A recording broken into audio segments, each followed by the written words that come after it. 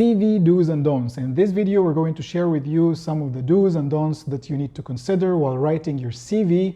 If it is your first time here, please go ahead and hit subscribe, and let's start with the do's.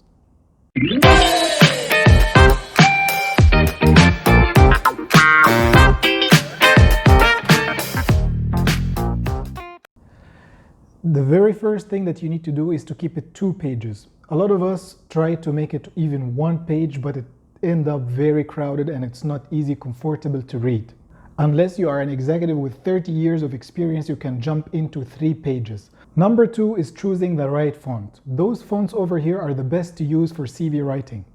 And always remember that the font size should not be more than 11 or 12. The goal here is to make it easy to read. It's not only about looking nice. Number 3, keep it neat and tidy. Ask somebody of your friends or mentors to proofread the CV for you and check for errors or any kind of mistakes.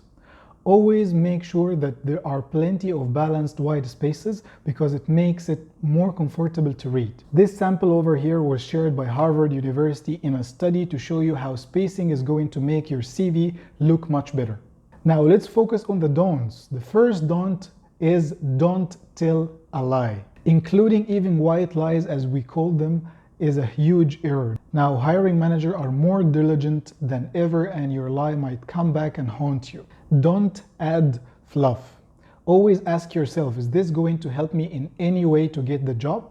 If the answer is no, leave it out. A long list of schools or a long list of hobbies is not going to be important, and it's going to make your CV much longer.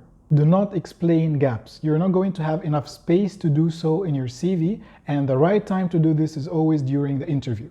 Do not include jargons. Adding technical terms to your CV will show off your expertise, but you have to remember that sometimes the first person looking at your CV will have no clue what you're talking about. Do not mention money. Once again, all mention about salaries and benefits can wait until you're getting a chance for the interview and only if the employer asks. Do not overuse pictures and samples. Your CV is a professional document and it should look like one. Do never clutter your CV look with a lot of pictures, a lot of logos, a lot of pie charts. It's not going to be professional and it's going to make it looking much more crowded. If you have any questions about this, please let me know over here and click subscribe before you go out. Thank you very much. See you in the next episode.